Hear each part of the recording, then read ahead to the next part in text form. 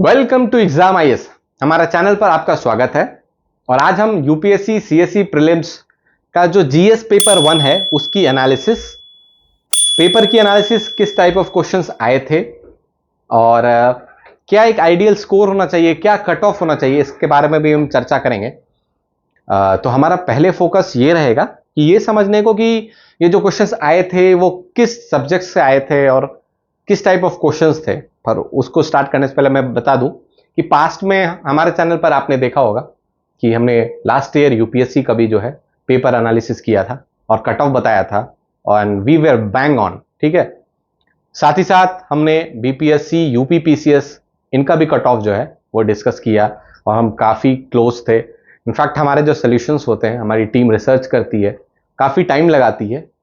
और आज हम जो है इनफैक्ट जो यूपीएससी सीएससी 2025 का जो पेपर है उसको अच्छे से हमने एनालाइज किया हमारी टीम ने।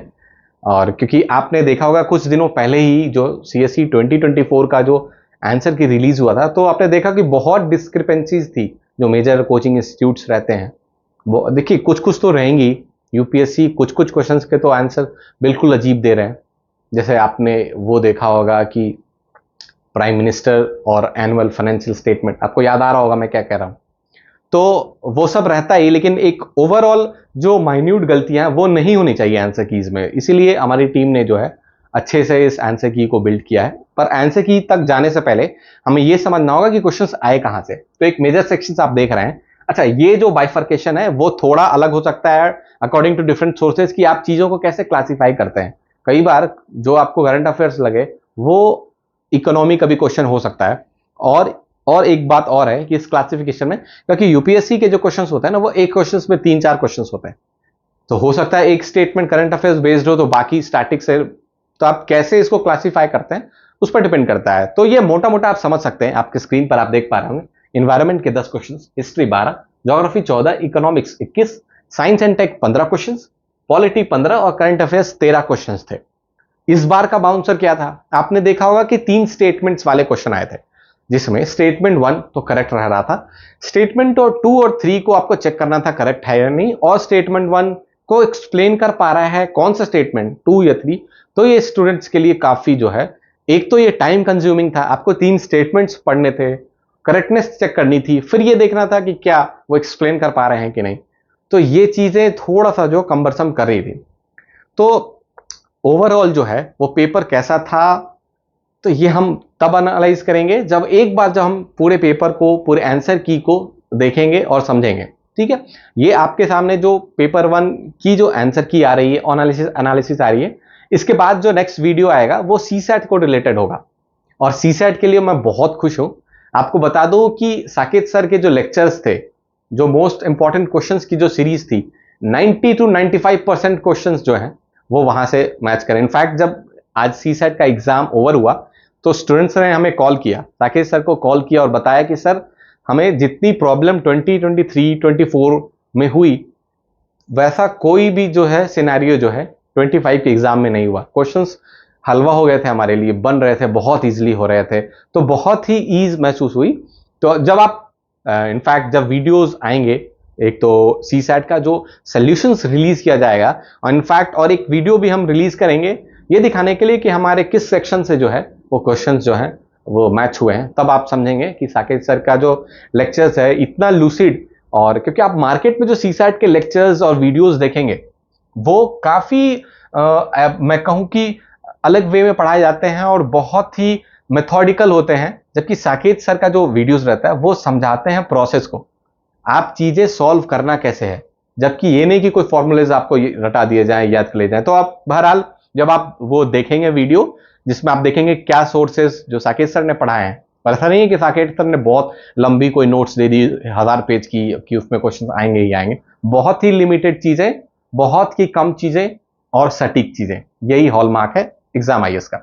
तो अब हम जो है पेपर, ये जो आपने देखा क्वेश्चन का एनालिसिस, जो आपने समझा कि किस टाइप ऑफ क्वेश्चन आए थे, कुछ कुछ काफी इजी क्वेश्चंस भी आए थे। जैसे आपसे पूछा गया डांसिंग गर्ल किस चीज से बनी, तो ये बहुत ही इजी क्वेश्चन हो गया। जैसे सेल्फ रेस्पेक्ट मूवमेंट के बारे में पूछा गया, ये कुछ कुछ इजी क्वेश्चंस थे। वही क्वेश्चंस फंसाया भी, एक क्वेश्चन आया था जिसमें ये बोला गया कि खो खो वर्ल्ड कप के बारे में पूछा गया और उन्होंने स्कोर्स जो है वो इंटरचेंज कर दिए। ये एक चीज यूपीएससी ने फंसाई। तो यही चीज हम अब समझेंगे। अब हम जब आंसर की जो है वो सीरीज वाइज हम सीरीज बी लेंगे और पूरा आंसर की जो है पूरा डिस्कस करेंगे और उसके बाद जो है हम समझेंगे कि पेपर का टफनेस लेवल क्या था और क्या उसकी कट ऑफ रहने वाली है। Okay, now will start discussing the paper. और हम यहाँ पर टोटल 100 क्वेश्चंस हैं, एक एक करके हम लोग order wise, this is set B, और आप ये जो है एक्सप्लेनेशन के साथ हम देखेंगे। क्वेश्चन नंबर 1 आपके स्क्रीन पर आपको दिख रहा है and you can see here कि इस क्वेश्चन में we have to consider the 3 type of vehicles. और इन 3 व्हीकल्स का जो टाइप दिया हुआ है इसमें ये पूछ रहे हैं कि how many of the above are considered as alternative power train vehicles. ठीक है, तो यहाँ जो 3 ऑप्शंस है, फुल बैटरी इलेक्ट्रिक व्हीकल्स, तो इफेक्टिवली ये जो क्वेश्चन पूछा जा रहा है कि अल्टरनेटिव पावर ट्रेन व्हीकल्स क्या है, तो इसका ये मतलब हुआ कि जो इंटरनल कंबशन इंजन होते हैं उनसे अलग जो है अल्टरनेटिव कौन से हैं। तो बैटरी इलेक्ट्रिक व्हीकल्स भी होंगे और सेकंड ऑप्शंस भी है और तीसरा भी है। Therefore the answer is here 3। ठीक है, ये तीनों जो है, तीसरा ये भी सही है और तीनों सही है। अपने स्क्रीन पर आप देख रहे हैं ये तीनों सही है, तो इसका आंसर जो है सी होगा।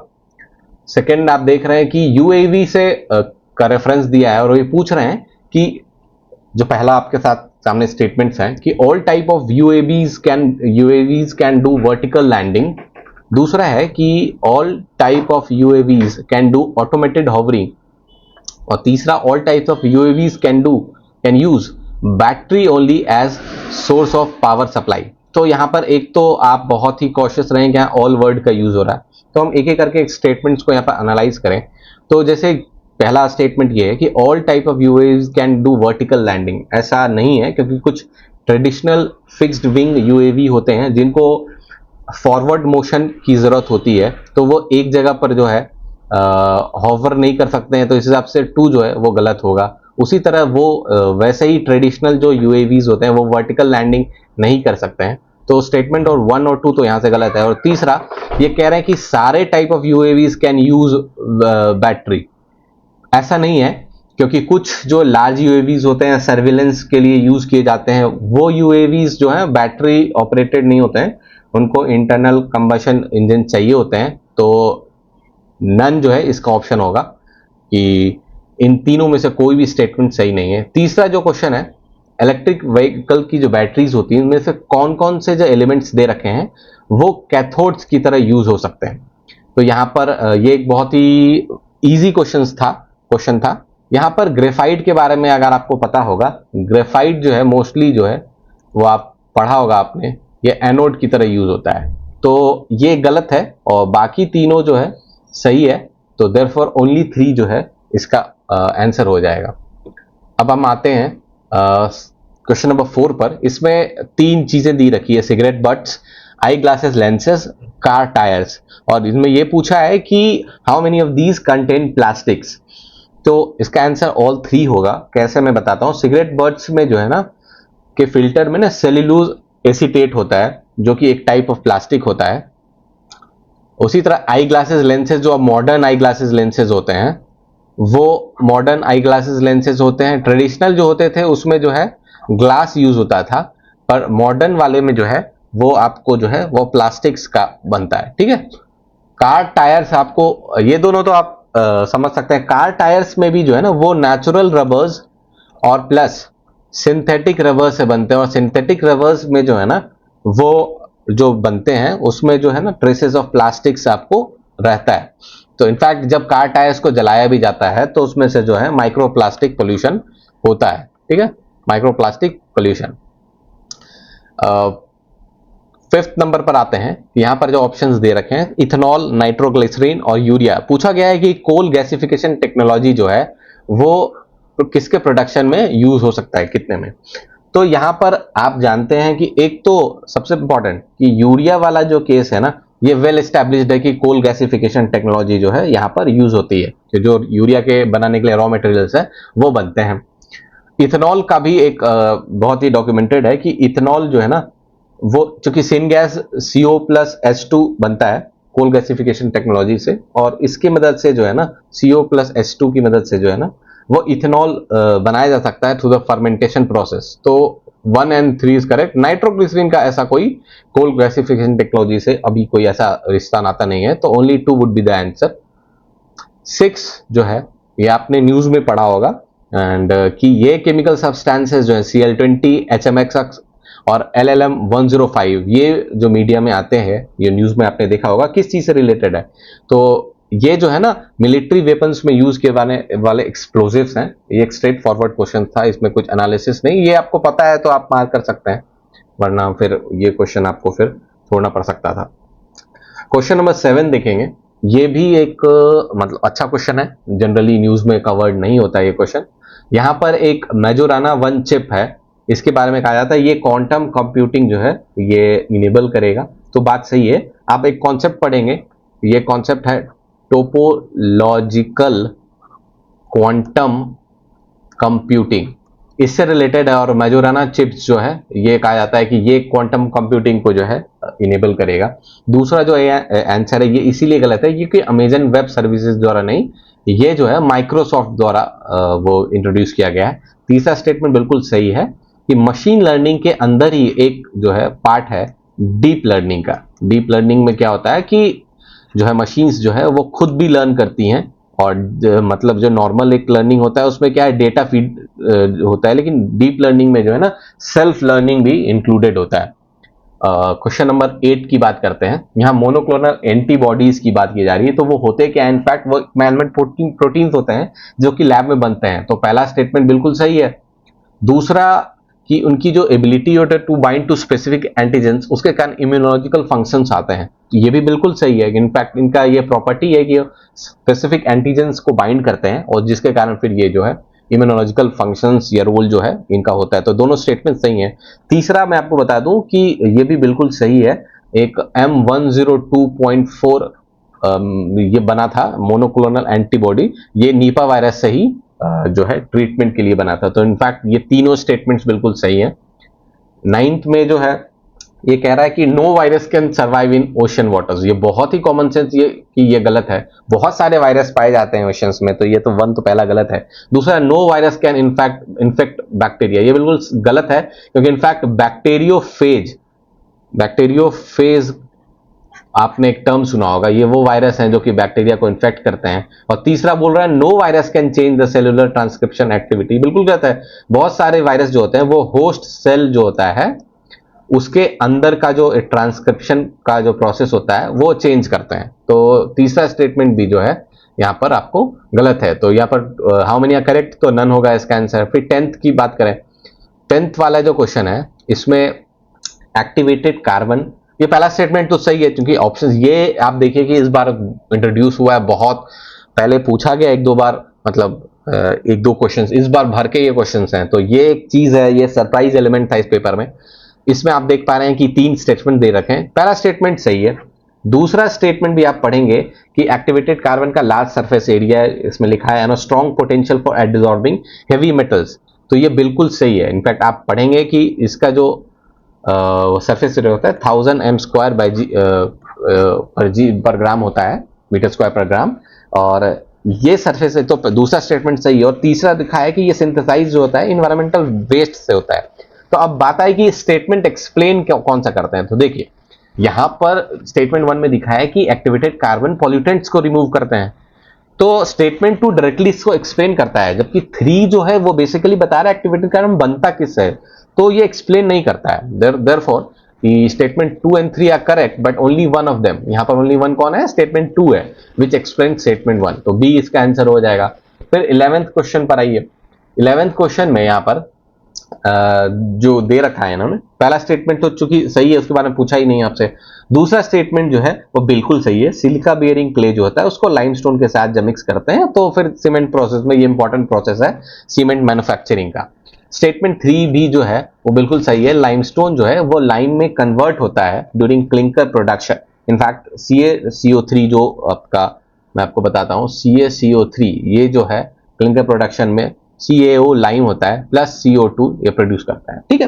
तो स्टेटमेंट 3 भी सही है। अब ये एक्सप्लेन कौन सा स्टेटमेंट करता है, तो आप देखेंगे CO2 में कार्बन डाइऑक्साइड एमिशंस की बात की गई है, और स्टेटमेंट 3 का ये जो बाय प्रोडक्ट है CO2, तो यहां से डायरेक्ट रिलेशन आपको मिल रहा है। तो यहां पर सिर्फ स्टेटमेंट 3 एक्सप्लेन करता है, और only one of the statements जो है, इस कारण से इसका आंसर बी हो जाएगा। 12th में देखेंगे यार आप, यहां पर 28, ये क्वेश्चन थोड़ा डिस्प्यूटेड इन द सेंस क्या है कि आपको अलग अलग क्वेश्चन का थोड़ा सा डिफरेंस देखने को मिलेगा, और नेचुरल है क्योंकि थोड़ा सा इंटरप्रिटेशन बेस्ड है। 28 जो COP28 हुआ, इसमें इंडिया ने डिक्लेरेशन ऑन क्लाइमेट और हेल्थ जो साइन किया, बिल्कुल सही। इसमें इंडिया, US, चाइना ऐसी कंट्रीज ने नहीं किया, ठीक है। इसमें लिखा है इज अ बाइंडिंग डिक्लेरेशन, ये गलत है। ये बाइंडिंग डिक्लेरेशन नहीं है, non binding declaration. Statement 2 is wrong. अब 3 की बात करते हैं कि इसमें कह रहे हैं कि इंडिया का हेल्थ सेक्टर डीकार्बोनाइज हो जाएगा, तो resilience of the health care sector में भी कॉम्प्रोमाइज में भी दे रहा है, तो एक थोड़ा तो पॉसिबिलिटी बनता है। देखिए, एक आप जनरल अगर ऐसे देखेंगे एब्सोल्युटली, तो डीकार्बोनाइज हो जाने से आप बोलेंगे कोई चीज का रेजिलियंस क्यों कम होगा, लेकिन आप ये समझिए India is a developing country, तो यहाँ का जो हेल्थ केयर सिस्टम है वो इंफ्रास्ट्रक्चर, इन्वेस्टमेंट, ये सब के लिए पावर नीड्स होते हैं। और तो आप अपना जो मेन पावर, जो थर्मल पावर प्लांट्स हैं, जो कोल के बेस्ड पावर प्लांट्स हैं, उसको आप नहीं हटा सकते हैं। अगर उसको हटाएंगे तो कहीं ना कहीं आपका कॉम्प्रोमाइज होगा। तो स्टेटमेंट 3 इज करेक्ट, और in fact this is one of the major reasons कि इंडिया ने जो है साइन नहीं किया। तो therefore only one of the statement is correct, and that explains statement 1 should be the answer, ठीक है। 13th में बोल रहे हैं कि साइंटिफिक स्टडीज कह रही है कि अर्थ का रोटेशन एक्सिस चेंज ये सब हो रहा है, तो बिल्कुल सही है statement 1। Statement 1 is correct. Statement 2 जो है वो भी जो है बिल्कुल सही है, ठीक है। क्योंकि सोलर फ्लेयर्स जो हैं वो जो है बहुत एनर्जी के साथ जो है अर्थ के आउटर मोस्ट एटमॉस्फेयर को बॉम्बार्ड करते हैं। स्टेटमेंट 3 जो है, अर्थ का जो पोलर आइस मेल्ट करता है, तो जो मास रीडिस्ट्रीब्यूशन होता है सेंट्रीफ्यूगल फोर्स के कारण, उसके बाद वाटर जो है मूव करता है इक्वेटर, और ये मेन रीजन है। आप अगर ज्योग्राफी पढ़ेंगे अच्छे से, ये मेन रीजन है कि जो है एक शिफ्ट देखा जा रहा है अर्थ के रोटेशन और एक्सिस में। देयरफॉर इसका आंसर जो है क्लियरली बी होगा। और नेक्स्ट पर आते हैं क्वेश्चन 14 पर। इसमें article 6 of the Paris agreement की बात की गई है। 1 तो सही है। 2 के बारे में बात की है, कार्बन, हम सब जानते हैं कि आर्टिकल 6 कार्बन मार्केट के बारे में है, लेकिन एक चीज जो हमसे मिस हो जाती है कि आर्टिकल 6 में कार्बन मार्केट्स के बारे में तो दिया ही है, नॉन कार्बन मार्केट्स के बारे में भी डिस्क्रिप्शन है। तो यहां पर जो है दोनों स्टेटमेंट जो है, यहां पर जो दोनों स्टेटमेंट्स हैं, दोनों स्टेटमेंट जो है वो करेक्ट है, एंड बोथ ऑफ देम जो है एक्सप्लेन करते हैं कार्बन और नॉन कार्बन मार्केट का जो है स्कोप को दोनों एक्सप्लेन करते हैं, ठीक है। अब आप नेक्स्ट 15 नंबर क्वेश्चन में, ये एक सिंपल फॉरवर्ड क्वेश्चन है कि nature solutions finance hub for Asian Pacific जो है वो किसके द्वारा लॉन्च किया गया। तो एडीबी ने COP28 में जो है इसको लॉन्च किया है। ये बहुत सिंपल फॉरवर्ड क्वेश्चन था। 16th में आइए, 16th में एक डायरेक्ट एयर कैप्चर जो एक इमर्जिंग टेक्नोलॉजी है, वो कहाँ, इसके रिलेटेड कुछ स्टेटमेंट्स हैं कि ये एक यूज किया सकता है as a method of carbon sequestration, बिल्कुल सही। और कार्बन सिक्वेस्ट्रेशन क्या होता है, CO2 कैप्चर। दूसरा कि ये प्लास्टिक प्रोडक्शन और फूड प्रोसेसिंग में डायरेक्टली, अगर आप थोड़ा सा डिटेल में पढ़ेंगे इसके बारे में, तो हाँ, इसका यूजेस जो है इन दोनों प्रोसेस में है, ठीक है। और तीसरा कि एविएशन में जो है इसको जो है हाइड्रोजन के साथ कंबाइन करके सिंथेटिक लो कार्बन फ्यूल भी बनाया जा सकता है, पोटेंशियल एप्लीकेशन आता है इसका, ठीक है, CO2 का यूज करके। तो ये तीनों ऑप्शंस जो है सही होगा। ये एक डिफिकल्ट क्वेश्चन था, मतलब आपको कहें एनवायरमेंट से रिलेटेड। यहां पर ये पीकॉक टैरेंटुला एक स्पेशीज का नाम है। एक तो ये जो है वो ट्री स्पाइडर है ये स्पेशीज। तो स्टेटमेंट 1 जो है ये ओमनीवोरस, ये गलत है, ये कार्निवोरस है। क्रस्टेशियन भी जो है ये गलत है, क्योंकि ये जो है ये जो है क्रस्टेशियन नहीं है, ये अराक्निड है, ठीक है। क्रस्टेशियन का एग्जांपल क्या होता है, क्रैब्स होता है, लॉबस्टर्स होते हैं। उसी तरह इसका पहला स्टेटमेंट गलत हुआ। दूसरा, नेचुरल हैबिटेट इंडिया में only limited to some forest area, बिल्कुल सही। ये आंध्र प्रदेश के कुछ डेसिडुअस फॉरेस्ट होते हैं आंध्र प्रदेश का, उसमें पाया जाता है। तीसरा जो है ये अर्बोरियल स्पेसीज कहा जा रहा है। जी हाँ, अर्बोरियल स्पेसीज मतलब जो कि प्राइमरी ट्रीज में रहे, जो कि सही है। तो इसलिए इसका आंसर जो है 2 और 3 हो गया। यहां पर जो 18 नंबर क्वेश्चन है, इसमें एमिशंस जो है वो 0.5 टन CO2 पर कैपिटा बता रहे हैं, जो कि गलत है। जो कि अभी जो रिसेंट रिपोर्ट्स आप देखेंगे तो 1.9 अराउंड ये देखेंगे, तो ये बिल्कुल गलत है, काफी मिसमैचिंग है। दूसरा जो है इसमें कह रहा है कि इंडिया जो है रैंक सेकंड है, बिल्कुल सही है। फर्स्ट जो है वो चाइना का है, इंडिया का सेकंड रैंक है CO2 एमिशंस में एशिया पैसिफिक में। थर्ड में इलेक्ट्रिसिटी और हीट प्रोड्यूसर लार्जेस्ट सोर्सेज है। इलेक्ट्रिसिटी और हीट प्रोड्यूसर एक तरह से देखें तो पावर और एनर्जी सेक्टर को कहा जाता है, पावर और एनर्जी सेक्टर, तो ये भी सही है। तो इसलिए इसका आंसर जो है वो आपको 2 और 3 हो जाएगा। ठीक है, यहां पर एक क्वेश्चन है, यहाँ प्लांट्स दे रखे हैं और आपको इसके डिस्क्रिप्शन से मैच कराना है। तो यहां आप देखोगे, अगर आप बहुत सिंपल एक एक करके, ये तीनों बिल्कुल सही हैं, ये दोनों जो नीचे से है वो गलत है। मिंट जो है वो एनुअल श्रब नहीं होता है, ये एक दोनों चीजें गलत है। ये एनुअल भी नहीं है, ये पेरेनियल है, और ये श्रब भी नहीं है, ये जो है एक श्रब भी नहीं है। पपाया जो है वो भी गलत है, ये एक हर्बेशियस प्लांट है। ठीक है, तो ये दोनों गलत हैं, तो इसलिए जो है ओनली 3 इसका ऑप्शन आंसर होगा।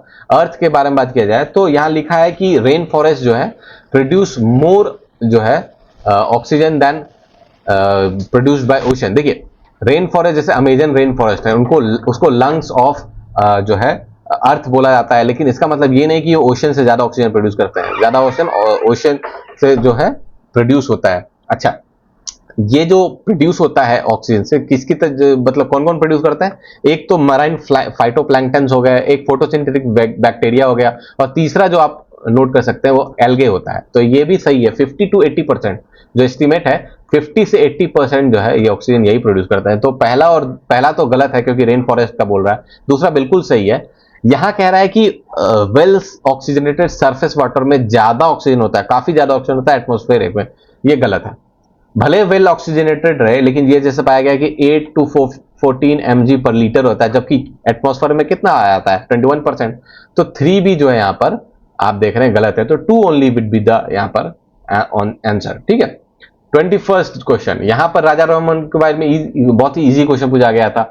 वो बहुत ही जो है ट्रेडिशनल जो सिस्टम था उसको रेस्पेक्ट करते थे, इनफैक्ट वो वेदास का यूज करते थे एक्सप्लेन करने के लिए कुछ भी, लेकिन वो रैशनल अप्रोच को भी जो है काफी, और सबके लिए social equality for main and women, इनका ब्रह्मो समाज आपको पता है। तो देयरफॉर बोथ 1 and 2 जो ये सिंपल क्वेश्चन में आएगा। नॉन कोऑपरेशन प्रोग्राम के बारे में यहां पर पूछा जा रहा है, तो यहां देखिए क्या क्या यहां पर बिल्कुल इस प्रोग्राम को जब शुरू हुआ था तो क्या क्या इस प्रोग्राम का जो है ये पूछ रहा है पार्ट्स क्या कहता है। एक तो कि लॉ कोड्स और फॉरेन क्लोथ वायलेट किया जाएगा, सॉरी बॉयकॉट किया जाएगा। दूसरा स्ट्रिक्ट नॉन वायलेंस रखना था, तभी जब चौरी चौरा हुआ तो ये जो है एनसी जो था नॉन कोऑपरेशन मूवमेंट उसको क्लोज कर दिया गया, तो ये बिल्कुल सही है। तीसरा जो है रिटेंशन नहीं हुआ था, यहां पर आपने टाइटल्स को वो किया था, मतलब रिनाउंस किया था, तो ये गलत है। और पंचायत भी सेटअप किए गए थे डिस्प्यूट्स कर लेके, मतलब ओनली 3 इसका आंसर हो जाएगा।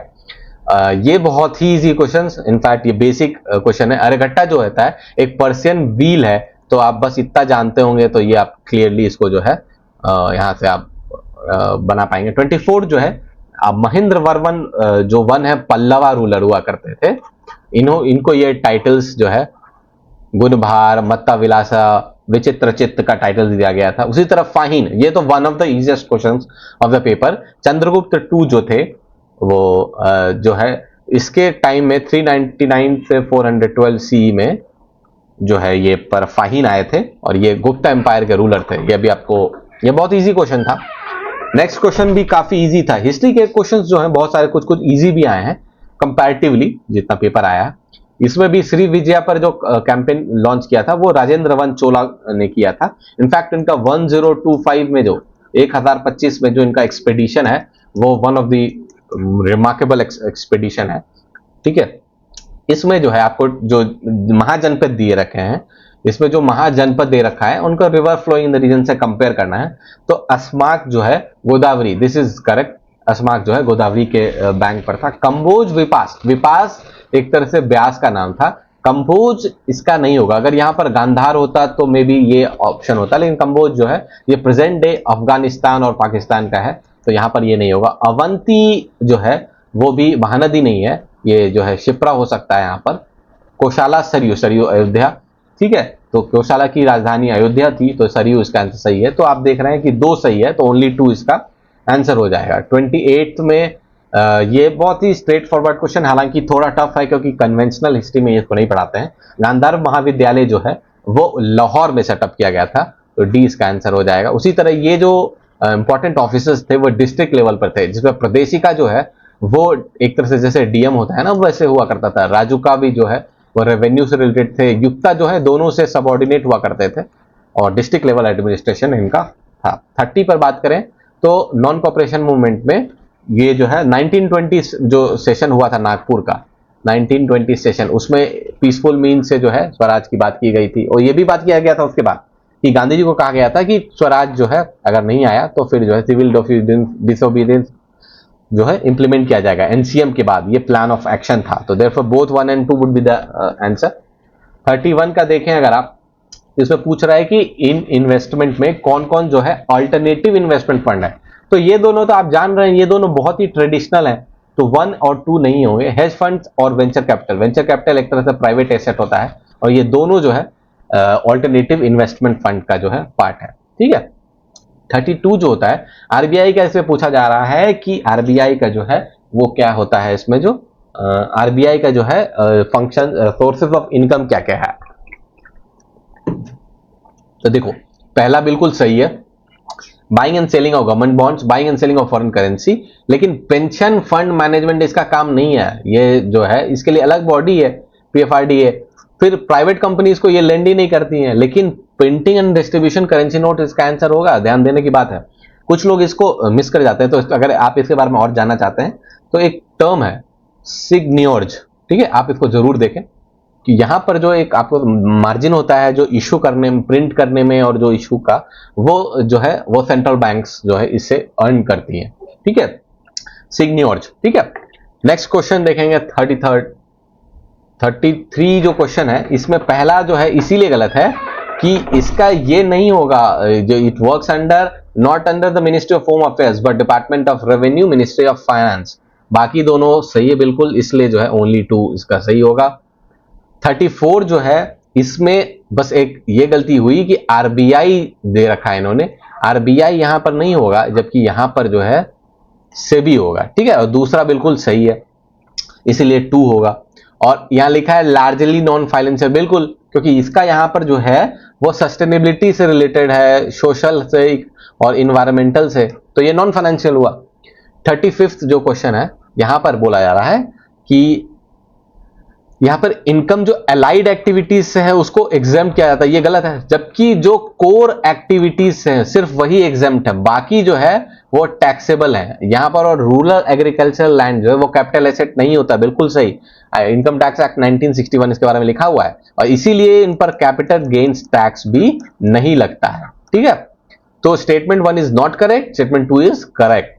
36 में जो बोला गया है कि यहां पर इंडिया जो है ना ज्वाइन, ये बिल्कुल सही है, India as the 14th member जो है ज्वाइन किया था इंडिया ने जून 2023 में, ठीक है। और इसमें लिखा है कि इंडिया रिसोर्स रिच कंट्री है, ये तो आप इजीली इसको गलत मार्क कर देंगे। इंडिया ने आइडेंटिफाई भले 30 क्रिटिकल मिनरल्स किए हैं, लेकिन आप ही बताइए इंडिया जो है कुछ कुछ मिनरल्स में तो 100% जो है इंपोर्ट डिपेंडेंसी है, जैसे कि लिथियम हो गया, कोबाल्ट हो गया, इसमें 100% डिपेंडेंसी है।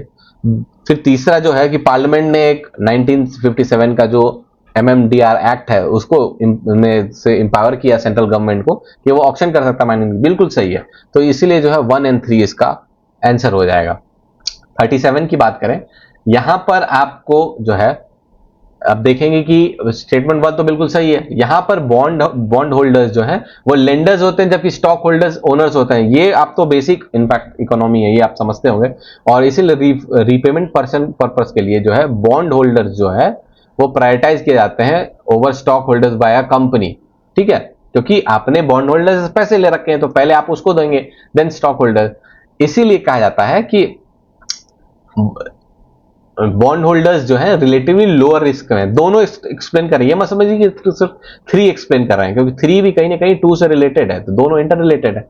तो therefore both statement explain statement 1।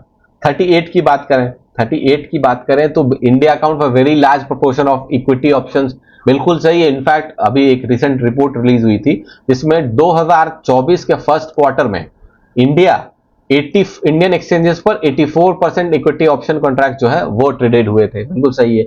दूसरा भी है, इसमें में दिखाया कि हांगकांग को भी ओवरटेक किया गया था। इस पे कह रहा है नो रेगुलेटरी बॉडी, ये गलत है, जबकि सेबी जो है एक्टिवली रेगुलेट करता है। देयरफॉर 1 और 2 वुड बी द आंसर। 39 में कह रहे हैं सर्कुलर इकोनॉमी के बारे में। सर्कुलर इकोनॉमी का पहला स्टेटमेंट सही है। दूसरा सही है, रिड्यूसेस द यूज ऑफ, ये तीसरी बात है कि reduces wastage in the production process. Production process में भी कुछ कुछ चीज जो वेस्ट होती है वो वापस प्रोसेस में यूज हो जाती है। अब ये एक्सप्लेन करते हैं कि नहीं। हाँ, अगर प्रोडक्शन प्रोसेस में वेस्टेज कम हो रहा है और वही चीजें वापस से यूज हो रही हैं तो आपका एमिशन कम होगा ही सिंपली। फिर रॉ मटेरियल्स भी कम इनपुट यूज हो रहे हैं तो भी एमिशन कम होगा। तो ये आंसर जो है ये होगा कि बोथ एक्सप्लेन द स्टेटमेंट 1।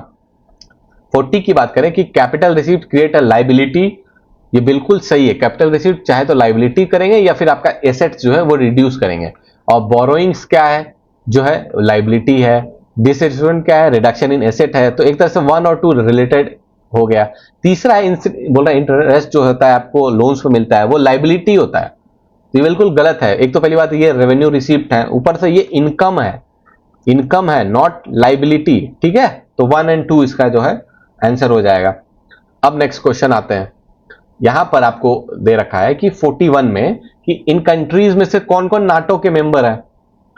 तो इसमें से आपको बता दूं कि ऑस्ट्रिया जो है वो ऑफिशियली न्यूट्रल है, ऑफिशियली न्यूट्रल है। और सर्बिया जो है वो मिलिट्रली न्यूट्रल है। तो ये दोनों को हटा के बाकी दोनों और ये दो चार जो है वो नाटो के मेंबर हैं। उसी तरह 42 में यहां पर 6 कंट्रीज दे रखी हैं। पूछ रहा है एंडीज माउंटेन किसे किसे पास करता है। तो ये ब्राजील से पास नहीं करता है और पैराग्वे से पास नहीं करता है। Therefore the answer would be only 4। फिर यहां पर आपको 3 वाटर बॉडीज दे रखी है और पूछ रहा है इक्वेटर किससे पास करता है। तो आप देखेंगे कि इनसे दोनों से तो बहुत दूर है। ये जो है नॉर्थ होते हैं इक्वेटर का, ये साउथ ऑफ इक्वेटर है। इसमें ये इक्वेटर और इसमें लोग कंफ्यूज हो सकते हैं कि very close to equator but close है नॉट पास। ठीक है, तो नन इसका आंसर होगा। टर्मरिक की बात करें कि India is the largest producer and exporter, बिल्कुल सही। 75% इंडिया जो है प्रोड्यूस करता है और यहां मोर देन 30 वैरायटीज प्रोड्यूस करती है, ये बिल्कुल सही है। और ये 4 स्टेट्स जो है ना वो major turmeric producing states of India. वैसे तो 20 स्टेट्स हैं टोटल, लेकिन ये चारों जो है मेजर हैं। तो ये इसका ऑल आंसर हो जाएगा। इसी तरह ये जो क्वेश्चन है बहुत ही बेसिक ज्योग्राफी, इनफैक्ट जब ज्योग्राफी की क्लासेस स्टार्ट होती हैं तो ये पढ़ाया जाता है। कॉन्टिनेंटल ड्रिफ्ट का क्वेश्चन है। ब्राजील कोस्ट और वेस्टर्न अफ्रीका का जो मैच करता है ये दिखाता है कि साउथ अमेरिका और अफ्रीका जो ज्वाइंट थे, साउथ अमेरिका और जो अफ्रीका थे वो ज्वाइंट थे। उसी तरह जो गोल्ड डिपोजिट्स गाना के, ये भी बिल्कुल सही है। और जो इंडिया से गोंडवाना सिस्टम और सेडिमेंट से वो 6 जगह लैंड मास में पाया जाता है। कौन कौन सी जगह है, एक इंडिया हो गया, उसके बाद जो है अफ्रीका हो गया, अंटार्कटिका हो गया, साउथ अमेरिका हो गया, ऑस्ट्रेलिया हो गया, मदागास्कर हो गया, ये 6 जगह। ठीक है, बिल्कुल सही है। तो 1, 2 और 3 इसका आंसर हो जाएगा। इस क्वेश्चन में ये कहा जा रहा है कि डस्ट पार्टिकल्स, बिल्कुल सही है, डस्ट पार्टिकल्स ज्यादा पाए जाते हैं वहां पर। और यहां बोलते हैं लेस ड्राई विंड्स, ये गलत है।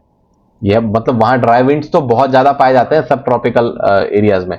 तो स्टेटमेंट 1 तो सही है, लेकिन स्टेटमेंट 2 जो है वह इनकरेक्ट है। यहां पर ये क्वेश्चन जो है इसमें आप इंपॉर्टेंट फैक्टर्स ये हैं, इसमें दोनों स्टेटमेंट सही है। ठीक है, और यहां पर जो है दोनों स्टेटमेंट सही है। और आपको यहां देखना है कि जो मेजर कॉन्सेप्ट यहां पर है कि लैंड जो है ना वो हीट क्विकली जो है, लैंड जो है हीट को क्विकली लूज करता है। ठीक है, और एक और जो इंपॉर्टेंट चीज है कि वाटर की जो स्पेसिफिक हीट होती है वो हाइयर होती है। ये दोनों को यूज करेंगे तो आप ये देखेंगे कि ये क्वेश्चन सॉल्व हो रहा है और ए इसका आंसर होगा। 48 में अगर आप देखें कि ये क्वेश्चन बहुत ही सिंपल है। पहला तो आप जान रहे हैं कि स्टेटमेंट जो है सही है। ठीक है, पोरस और परमेबल का डिफरेंस पहले आपको बता दो। पोरस ये होता है कि आप वाटर कितना होल्ड करते हैं, परमेबल वाटर जो है वो पास की एबिलिटी बताता है। तो स्टेटमेंट 1 सही है। फिर यहां पर जो है ये बताना है कि कौन सा एक्सप्लेन करता है स्टेटमेंट 1 को। ठीक है, तो दूसरा कि चौक पोरस है, बिल्कुल सही इन्होंने देख रखा है। ठीक है, और हेंस कैन ऑब्जर्व वाटर। यहां पर बोलता है clay is not at all porous, ये गलत बात है। क्ले पोरस है बट नॉट परमिएबल हो रहा है। तो स्टेटमेंट 3 जो है यहां पर गलत हो जाएगा। तो आप इजीली जो है यहां पर स्टेटमेंट और एक्सप्लेन करता है, ये भी देखे 3, 1 और 2 और 3 में से एक गलत है। और स्टेटमेंट कौन सा एक्सप्लेन करता है, चॉक पोरस है, हेंस कैन अब्जॉर्ब वाटर, ठीक है, इसलिए परमिएबल भी है, ठीक है यहां पर। तो यहां पर जो है एक्सप्लेन करता है, तो बिल्कुल सही है। 49th जो है अगर आप देखें तो यहां पर ये थोड़ा देर लोग यहां पर कंफ्यूज हो जाएंगे। यहां पर बोल रहा है कि टेम्परेचर जो है फ्रीजिंग पॉइंट से कम हो जाएगा, -18 डिग्री सबको याद आएगा, सब टिक कर देंगे यहां पर, ठीक है। पर यहां ध्यान देने वाली बात है कि यहां पर एवरेज नहीं पूछ रहे हैं, ये एवरेज टेम्परेचर होता है या एवरीवेयर पूछ रहे हैं। तो अगर जहां डायरेक्ट सोलर रेडिएशन होगा वहां तो टेम्परेचर 100 डिग्री सेल्सियस भी हो सकता है। तो दिस स्टेटमेंट इज रॉन्ग। बाकी दोनों स्टेटमेंट बिल्कुल सही है, बहुत ही कॉमन है। तो 2 and 3 would be the answer. राष्ट्रीय गोकुल मिशन की बात करें तो राष्ट्रीय गोकुल मिशन जो है ये बिल्कुल सही है। और इनफैक्ट ये डेटा है कि 80% जो है वो इंडिजिनस एनिमल्स जो है वो स्मॉल एंड मार्जिनल फार्मर्स के पास है, ठीक है। दूसरा भी इसका एक ऑब्जेक्टिव है, तो answer would be both 1 and 2। 51 जो है वो आप देखिए कि ये एक पॉलिटी का इजी क्वेश्चन है। ये इनफैक्ट हम सब पढ़ते हैं यहां पर कि यहां पर ये चीज गलत है, क्योंकि जिसका पॉपुलेशन अगर 2 मिलियन से कम होगा उसको इंटरमीडिएट रखने की जरूरत नहीं है। तो 1 इज रॉन्ग, ठीक है, यहां नॉट करेक्ट पूछ रहा है, ध्यान रखें। दूसरा पूछ रहा है कि 30 ईयर्स, ये भी हमें इजीली पता है कि 21 है। तीसरा पूछ रहा है चीफ मिनिस्टर कॉन्स्टिट्यूट, यही गलत हो गया, चीफ मिनिस्टर नहीं होता है, गवर्नर करता है। ये स्टेट फाइनेंस कमीशन एक जो गठित किए जाते हैं वो गवर्नर द्वारा की जाती है, चीफ मिनिस्टर नहीं। तो तीनों गलत हो गए, 1, 2 and 3। यहाँ बिम्स्टेक के बारे में पूछा है, ठीक है। नेक्स्ट क्वेश्चन, बिम्स्टेक जो है रीजनल ऑर्गेनाइजेशन है, 7 मेंबर स्टेट, बिल्कुल सही है। यहाँ ढाका डिक्लेरेशन नहीं, बैंकॉक डिक्लेरेशन होगा 1997 का। यहाँ पूछ रहे हैं फाउंडिंग मेंबर स्टेट्स कौन थे। फाउंडिंग मेंबर स्टेट में नेपाल नहीं, नेपाल तो 2004 में आया था, ठीक है। तो बांग्लादेश, इंडिया, श्रीलंका और थाईलैंड, ये 4 जो है इनिशियल मेंबर्स थे। उसके बाद लेटर जो है उसके बाद जो है म्यांमार उसी ईयर आया था, लेकिन लेट आया था। नेपाल और भूटान तो 2004 में आए थे। ये जो है टूरिज्म जो है वो इंडिया का नहीं है, वो नेपाल का है। तो only 1 would be the correct answer. 53 में पूछा जा रहा है कि गांधी पीस प्राइज का रेसिपिएंट के लिए जूरी में कौन कौन है। तो प्रेसिडेंट जो है नहीं होता है, ये 3 होते हैं। इसके अलावा स्पीकर होता है +2 एमिनेंट पर्सनालिटीज। तो ये उसका आंसर 2, 3 and 4 हो जाएगा, ठीक है। यहां पर गगन की बात की गई है। गगन जो है सही में एडिशनल एक्यूरेसी इंटीग्रिटी के लिए था, एयर ट्रैफिक मैनेजमेंट के लिए था, लेकिन पूछ रहा है कि ओनली ये एविएशन, स्टार्टिंग में इसका यही एम था, बट बाद में इसको अदर मोड्स जैसे रेल हो गया, उसके बाद रोड हो गया, अदर सेक्टर्स में भी इसको यूज किया जाता है। Therefore the answer would be 1 and 2 only, ठीक है। 55 में यहां पर एआई समिट जो हुई थी 2025 में यहां पर पेरिस में, उसके बारे में इंडिया यहां ने को चेयर किया। इनफैक्ट जो फ्रांस के प्रेसिडेंट मैक्रोन और इंडियन प्राइम मिनिस्टर मोदी जो है इन्होंने को चेयर किया था इसको। और ये जो पिछली बार 2 समिट हुई थी उसके एडवांसेस पर बिल्ड हुई, तो बिल्कुल सही ऑप्शन है। इसमें लिखा है US and UK sign the declaration on inclusive and sustainable AI, जबकि बात यह है कि इन दोनों ने नहीं साइन किया। ये 2 कंट्रीज थी जिसने डिक्लाइन कर दिया साइन करने से। तो इसका आंसर सिर्फ 1 ओनली होगा। ये आप 4 ईयर देख रहे हैं, ये चारों जो है बिल्कुल सही है। तो इसका आंसर ऑल द 4 होगा। नेक्स्ट देखिए, ये बहुत ही यूपीएससी ने फंसाने की कोशिश की है यहाँ जो है बिल्कुल, ये तो आपको सबको पता होगा। 16 समिट रशिया में हुआ था, कजान में। इंडोनेशिया जो है वो अपना जनवरी में 2025 में मेंबर बन गए, ये दोनों भी। अब तीसरा भी लोगों को सही लगेगा, पर यहां पर यूपीएससी ने कहां फंसाया, ये जस्ट वर्ड दिया है, जस्ट नहीं था वहां पर, जस्ट की जगह फेयर था, इस कारण से ये गलत हो गया और 1 and 2 इसका आंसर हो जाएगा। क्वेश्चन है लोकपाल पर 58 नंबर की, ये कह रहा है कि पब्लिक सर्वेंट जो आउटसाइड इंडिया उस पर नहीं लगता है, बिल्कुल गलत। जो पब्लिक सर्वेंट्स जो इंडिया के बाहर है उन पर भी लोकपाल का जो है वो पावर रखता है। यहां कह रहा है कि वो जो है चीफ जस्टिस ही होने चाहिए, ऐसा नहीं है, चीफ जस्टिस नहीं, वो जज भी हो सकते हैं, chief justice of high court भी हो सकते हैं। तो ये चीज जो है वो ये पहला जो पार्ट है वो बिल्कुल सही है कि एमपी एमएलए नहीं हो सकते, लेकिन जो दूसरा पार्ट है वहां गलत दे रखा है इन्होंने। और तीसरा जो है 45 ईयर्स, ये बिल्कुल सही है। और चौथा कि can not inquire into allegation of corruption, जबकि प्राइम मिनिस्टर के खिलाफ यही सब कुछ केसेस है जिस पर ये जो है काम कर सकता है। जबकि अगर आप बोले कि इंटरनेशनल रिलेशन से रिलेटेड हो या फिर सिक्योरिटी से रिलेटेड हो, तो उन मैटर्स पर पीएम के खिलाफ एक्शन नहीं ले सकता है, बाकी करप्शन हो तो ले सकता है। तो यहां पर 3 गलत था, 1, 2 और 4 और 3 ओनली जो है इसका आंसर होगा।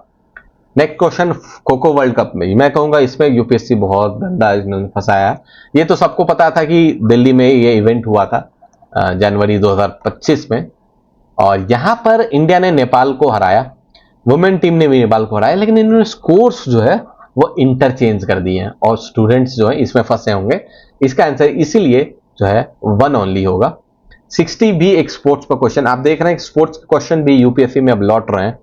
एक टाइम था जब स्पोर्ट्स के क्वेश्चन बिल्कुल नहीं आते थे, वापस ये अब रिटर्न हो रहा है। 60 आप देखेंगे कि 45 चेस ओलंपियाड में सबको पता है डी गोकेश जो है वो चैंपियन बने, लेकिन ये अब देखिए कि प्लेयर यहां पर जो दे रखा है इन्होंने, ये 2024 नहीं 2023 का फाइनल खेले थे।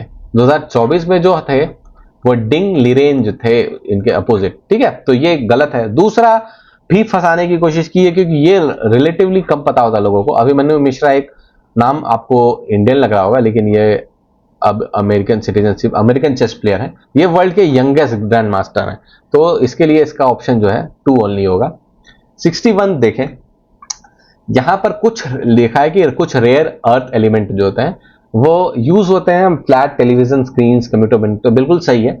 कुछ कुछ जैसे यूरोबियम हो गया, टर्बियम हो गया, गोडोलियम हो गया, ये ऐसे ऐसे जो रेयर अर्थ एलिमेंट्स हैं वो यूज होते हैं, और इनमें फॉस्फोरेंट जो होता है, फॉस्फोरेसेंट प्रॉपर्टीज होती हैं, और इनफैक्ट यही रीजन होता है कि ये यूज होते हैं। तो both statements are correct and statement 2 explain statement 1, ठीक है।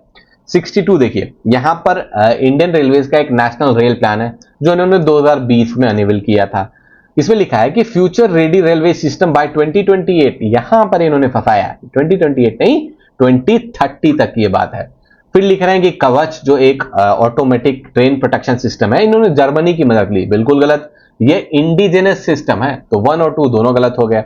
तीसरा बोल रहे हैं कि इसमें RFID टैग्स जो होता है वो ट्रैक्स में फिट होता है, ये सही है। आपसे पूछा इन्होंने नॉट करेक्ट है, तो 1 और 2 इसका आंसर हो जाएगा। अब आते हैं 63। मैं पहले बता दूं 63 थोड़ा सा डिबेटेड क्वेश्चन रहने वाला है। क्यों? आपको स्पेस मिशन के बारे में पूछ रहा है कि कौन इंकरेज और सपोर्ट करता है माइक्रोग्रेविटी रिसर्च को। एक्सियोम 4 जो कि इंटरनेशनल स्पेस स्टेशन तक गया है, नासा का मिशन है, और गगनयान ये जो इसरो का है, ये दोनों तो आपको डायरेक्टली पता होगा। आप स्पेडेक्स में फंसेंगे। यहां पर दिक्कत क्या है कि ये जो है डॉकिंग एक्सपेरिमेंट्स के लिए भेजा जा रहा है, तो आप डायरेक्टली देखेंगे तो भले ही माइक्रोग्रेविटी से रिलेटेड नहीं है, लेकिन यहां पूछ रहा है कि कौन इंकरेज और सपोर्ट करता है। तो यस, अगर आप डॉकिंग यहां पर फैसिलिटीज कर रहे हैं तो कल को स्पेस स्टेशन जो है को आप इंकरेज कर रहे हैं, और स्पेस स्टेशन अगर आप बन रहा है तो वहां पर माइक्रोग्रेविटी रिसर्च होगा, तो आप जो है सपोर्ट कर रहे हैं, तो देयरफॉर जो है आप इंकरेज कर रहे हैं, तो आंसर जो है ऑल द 3 मेरे हिसाब से, हमारी टीम के हिसाब से आंसर जो यूपीएससी जो है वो सी देगी इसका। ये एक स्ट्रेट फॉरवर्ड क्वेश्चन था, इन्होंने एयरक्राफ्ट टाइप बताया, उसका डिस्क्रिप्शन दिया, तो कितने सही है कितने गलत में, पहला बिल्कुल सही है, तीसरा बिल्कुल सही है। IL-76 को सुपरसोनिक कॉम्बैट एयरक्राफ्ट बोला, जबकि ये मिलिट्री ट्रांसपोर्ट एयरक्राफ्ट है। एग्जाम्पल्स अगर आप पूछेंगे कि सुपरसोनिक कॉम्बैट एयरक्राफ्ट क्या क्या होता है, तो जैसे सुखोई हो गया, राफेल हो गया, ये सब होते हैं, ठीक है, तो ओनली 2 इसका ऑप्शन है। ये सिंपल सा क्वेश्चन था इनफैक्ट, तो ये बहुत बार रिपीट भी होता है बहुत सारे एग्जाम्स में, कि आर्टिफिशियल रेन को जो होता है, इस कॉन्सेप्ट को क्लाउड सीडिंग बोलते हैं, ठीक है, नोट कर लीजिए अगर आपको नोट करना, क्लाउड सीडिंग बोलते हैं। और इसके लिए कौन कौन से केमिकल्स यूज होते हैं, तो सिल्वर आयोडाइड और पोटेशियम आयोडाइड, ठीक है। नेक्स्ट क्वेश्चन पॉलिटी का है कि जो पार्डनिंग पावर्स होते हैं प्रेसिडेंट ऑफ इंडिया का, पहला लिखा है कि can be subjected to limited judicial review, बिल्कुल सही। देखिए, अगर मैलाफाइड का कुछ कुछ केस हो तो जो है जो कोर्ट्स हैं, सुप्रीम कोर्ट और ये जो है वो इस पर देख सकती है, मैटर को देख सकती है। दूसरा देखा है कि without the advice of central government exercise कर, बिल्कुल गलत है ये। यहां पर जो काउंसिल ऑफ मिनिस्टर्स के एडवाइस से ही प्रेसिडेंट ये जो अपना पावर एक्सरसाइज करता है, तो 1 only would be the answer. 67th में ये बहुत इजी क्वेश्चन था, क्योंकि आर्टिकल 94 से ये क्वेश्चन हो जाने वाला था आराम से, अगर आप ढंग से। ये लिखा है कि अगर डिसॉल्व होता है हाउस ऑफ पीपल, तो स्पीकर जो है वो shall not vacate the house before the first meeting, बिल्कुल सही। स्टेटमेंट 2 लिखा है कि इमीडिएटली पार्टी से रिजाइन करना होगा। ऐसा कोई जो है डायरेक्टिव नहीं है, ऐसा कुछ नहीं है इसको रिजाइन करना होता है। तीसरा भी आर्टिकल 94 में इन्होंने दे रखा है कि किस तरीके से रिमूव होगा, ये पूरा प्रोसेस जो है क्लियरली आर्टिकल 94 में दे रखा है, इसलिए 1 and 3 would be the answer. देखिए अब नेक्स्ट क्वेश्चन है, इसमें भी कुछ बच्चे फंसे होंगे। यहां लिख रहा है कि ये तो मेरे हिसाब से काफी इजी है कि डिफेक्शन के बारे में इन्होंने लिखा और फिर लिख रहा है प्रेसिडेंट जो है वो डिसाइड करता है। नहीं, आपको पता है प्रिसाइडिंग ऑफिसर जो है वो डिसाइड करता है डिस्क्वालिफिकेशन, ठीक है। दूसरा स्टेटमेंट ये थोड़ा कैची था, यहां पर बोल रहे हैं कि पॉलिटिकल पार्टी का कहीं भी मेंशन नहीं है। तो स्टूडेंट सोचेंगे हाँ सही कह रहे हैं, कहीं मेंशन नहीं है। पर देखिए जब 52nd अमेंडमेंट 1985 से 10th शेड्यूल ऐड हुआ था तो उसमें पॉलिटिकल पार्टी का अब आपको याद आने लग गया होगा सब कि कैसे पॉलिटिकल पार्टीज के बारे में पूरा दे रखा है। तो इसीलिए none of these are correct, तो नीदर 1 नॉर 2, ठीक है। नेक्स्ट हम आते हैं 69 पर। यहां पर जो है ये कह रहे हैं कि स्टेट गवर्नमेंट को नो पावर है, ये बिल्कुल गलत। माइनर मिनरल्स के लिए स्टेट गवर्नमेंट को पूरी पावर है, ठीक है। तो ये स्टेटमेंट जो है गलत है। दूसरा सेंट्रल गवर्नमेंट को, हाँ ये पावर की कौन सा माइनर है कौन सा मेजर है, ये पावर जो है सेंट्रल गवर्नमेंट के पास है। तो यहां पर स्टेटमेंट 1 जो है वो नॉट करेक्ट है, स्टेटमेंट 2 करेक्ट है। यहां से पूछ रहे हैं नेचर रिस्टोरेशन लॉ किसने इनैक्ट किया, तो ये अगर आप पढ़ते होंगे न्यूज़पेपर तो ईयू का है जो है नेचर रिस्टोरेशन लॉ। इसने बायोडाइवर्सिटी लॉस को जो रोकने के लिए, टैकल करने के लिए ये जो है इनैक्ट किया। 71, अब आप देखेंगे सीसैट के क्वेश्चंस जो हैं वो इकोनॉमी में एंट्री ले रहे हैं। यहां पर आपको कैलकुलेशन करना था। 80,000 करोड़ इन्होंने रेवेन्यू एक्सपेंडिचर दिया अपना, ठीक है। 60,000 करोड़ रेवेन्यू रिसीव्ड दिया है, ठीक। अब रेवेन्यू एक्सपेंडिचर और रेवेन्यू रिसीव्ड दिया तो दोनों का डिफरेंस क्या कहलाता है, रेवेन्यू डेफिसिट। तो आप देखिए ये तो सही है। फिर इन्होंने दिया है बोरोइंग्स ऑफ 10,000 करोड़, बोरोइंग्स ही तो फिस्कल डेफिसिट होता है, तो ये भी सही है। फिर इन्होंने इंटरेस्ट पेमेंट 6,000 किया। इंटरेस्ट पेमेंट जो है अगर बोरोइंग से, फिस्कल डेफिसिट से अगर आप इंटरेस्ट पेमेंट हटाते हैं तो क्या निकलता है, प्राइमरी डिफिसिट। और आप देखेंगे कि एक तरह से ये क्वेश्चन येट अगेन एक और क्वेश्चन में सेम चीज पूछी है, तो एक तरह से यूपीएससी ने सेम पेपर में एक ही क्वेश्चन 2 बार पूछ लिया। तो ये तीनों सही है, 1, 2 and 3। 72 जो है ये पूछा जा रहा है कि इंडिया जो आईएनएसटीसी का फाउंडिंग मेंबर है, एनएसटी है क्या। तो ये बहुत सिंपल है, ये तो मैं कहूंगा काफी इजी क्वेश्चन था। India to central Asia to Europe via Iran, ठीक है, बहुत इजी क्वेश्चन। ये क्वेश्चन में थोड़ा आपको फंसाया। इथेनॉल प्रोड्यूसर हमें सबको पता है कि यूएस ब्राजील इसके बहुत बड़े प्रोड्यूसर, इन्होंने थोड़ा सा चेंज कर दिया। इन्होंने कहा Brazil produces more ethanol than US, ये गलत है। US produces more ethanol than Brazil, तो पहला स्टेटमेंट गलत है। दूसरा बिल्कुल सही कहा, यूनाइटेड स्टेट्स में कॉर्न प्रिंसिपल फीड स्टॉक है। हम जानते हैं कि यूएस जो है कॉर्न प्रोड्यूस बहुत ज्यादा करता है। दूसरा शुगर केन ब्राजील में यूज होता है इथेनॉल प्रोडक्शन में, और हमको ये भी पता है कि ब्राजील शुगर केन का जो है प्रोडक्शन में इंडिया और ब्राजील का कंपटीशन चलता ही रहता है। तो आप इसे रिलेट कर सकते थे, तो इसलिए इसका आंसर जो है statement 1 not correct, statement 2 is correct. अब देखिए 74 भी कई जगह बहुत कॉन्ट्रास्टिंग आपको देखने को मिलेगा। तो ये समझना इंपॉर्टेंट है कि ये वेट बल्ब टेम्परेचर जो है ये 35 डिग्री से ऊपर है। वेट बल्ब टेम्परेचर क्या है कि ये एक तरह से एक मेजर है, ये बताता है कि हीट और जो है ह्यूमिडिटी क्या रहने वाली है। तो ये बोला जाता है कि अगर 35 डिग्री सेल्सियस, ये एक थ्योरी है बिल्कुल, 35 डिग्री सेल्सियस से क्रॉस करता है तो आप जो है कूलिंग जो है, जो स्वेटिंग के थ्रू कूलिंग होती है वो पॉसिबल नहीं हो पाएगी, ठीक है, वेट बल्ब टेम्परेचर रहता है। तो आप बताइए कि इस बारे में जो वर्ल्ड बैंक का रिपोर्ट था उस रिपोर्ट का इंप्लीकेशन क्या है। दूसरा तो बिल्कुल सही है कि ह्यूमंस का सर्वाइवल अफेक्ट होगा, क्योंकि जो बॉडी हीट पर्सपिरेशन से करते थे वो डिफिकल्ट हो जाएगा। पर पेनिनसुलर इंडिया जो है फ्लडिंग या ट्रॉपिकल साइक्लोन डाइल, ये कोई इंप्लीकेशन वर्ल्ड बैंक ने मेंशन नहीं किया। तो हमारी टीम के हिसाब से आंसर जो है 2 ओनली ही होना चाहिए इसका। ये जैसे 71 में मैंने आपसे बात की कि ये क्वेश्चन वापस रिपीट हुआ। फिस्कल डेफिसिट इन्होंने 50,000 करोड़ दे दिया और 1,500 करोड़ इन्होंने लाइव इंटरेस्ट बता दिया। तो ग्रॉस प्राइमरी डेफिसिट कितना होगा, 48.5 करोड़, ठीक है। आपको यहां पर कंफ्यूज करने की कोशिश की है ये 10,000 करोड़ का फिगर देके, पर आपको कंफ्यूज नहीं होना था। 76, यहां पर 15 फाइनेंस कमीशन क्वेश्चन अभी पूछे जा रहे हैं, जबकि 16 फाइनेंस कमीशन का जो है गठन हो चुका है। ये देखिए 15 फाइनेंस कमीशन के बारे में बोला गया कि 4800 करोड़ का ग्रांट दिया गया, बिल्कुल सही। इस 4 साल में 1200 करोड़ इंटू 4 दिया गया, 4800 करोड़। दूसरा बोला गया 45%, ये तो बच्चा बच्चा जानता है, 45% नहीं, 41% प्लस 1% किया गया था, 45% नहीं। तीसरा भी बिल्कुल सही है, 45,000 करोड़ को परफॉर्मेंस बेस्ड इंसेंटिव दिया गया था।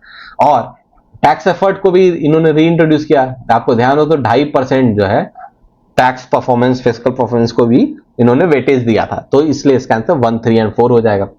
77 में जो है इन IBRD के बारे में ये पूछ रहे हैं, इसमें बोलते हैं कि ये लोन्स देते हैं मिडिल इनकम कंट्रीज को, बिल्कुल सही। दूसरा कह रहे हैं सिंगल हैंडेडली वर्क करते हैं, बिल्कुल गलत। अकेले का इनका काम थोड़ा है ना पॉवर्टी रिड्यूस करना, भाई वर्ल्ड बैंक 5 इंस्टीट्यूशन से मिलकर बना हुआ है, इसके अलावा बहुत सारे इंस्टीट्यूशन है, तो ये तो बिल्कुल गलत है। तीसरा कि ये यूरोप को रीबिल्ड करने के लिए बनाया गया था वर्ल्ड वॉर 2, बिल्कुल 1944 में ब्रेटन वुड्स इंस्टीट्यूशन था ये, तो ये बिल्कुल सही है। 1 and 3 only would be the answer. 78 देखिए आरटीजीएस और नेफ्ट के बारे में पूछ रहे हैं, तो आपको पहले आरटीजीएस का फुल फॉर्म ही पता होगा तो ये क्वेश्चन आप कर लेंगे। आरटीजीएस क्या होता है? Real time gross settlement, real time gross settlement. NEFT जो है वो होता है नेशनल इलेक्ट्रॉनिक फंड ट्रांसफर। ये बोल रहे हैं कि आरटीजीएस में सेटलमेंट टाइम इंस्टेंटेनियस होता है, बिल्कुल सही। और आप सबको पता है कि नेफ्ट में थोड़ा टाइम लगता है, तो स्टेटमेंट 1 तो सही है। दूसरा कह रहे हैं कि आरटीजीएस में कस्टमर को इनवर्ट ट्रांजैक्शन के लिए चार्ज किया जाता है। अरे भाई ऐसा नहीं होता है, जो पैसे ले रहा है वो पैसे क्यों देगा, तो जो भेज रहा है पैसे उसके कटते हैं, ठीक है। तो दोनों केस में आउटवर्ड ट्रांजैक्शन में पैसे कटेंगे, इनवर्ट में नहीं। तीसरा है कि ऑपरेटिंग आवर्स जो है ये रेस्ट्रिक्टेड है, ऐसा बिल्कुल नहीं है। दोनों के लिए आरबीआई ने मैंडेट किया है 24/7/365, तो इसीलिए इसका आंसर जो सिर्फ पहला सही है 1 ओनली। अब आपको 5 कंट्रीज दे रखी हैं और बोल रहे हैं किसने जो है इसने यूपीआई एक्सेप्ट किया, तो कहां कहां अभी तक नहीं हुआ है? जर्मनी नहीं हुआ है, बांग्लादेश नहीं हुआ है, तो इसलिए ओनली 3 इसका आंसर होगा। अब आइए पीएम सूर्य घर 80 नंबर क्वेश्चन में, पीएम सूर्य घर मुफ्त बिजली योजना, इसमें ये टारगेट दिया गया, बिल्कुल सही। 1 करोड़ सोलर रूफटॉप पैनल लगाना है इन होम रेसिडेंशियल होम्स, कब तक? मार्च 2027 तक। दूसरा भी बिल्कुल सही है, तीसरा भी बिल्कुल सही है, आप कंफ्यूज मत होइएगा।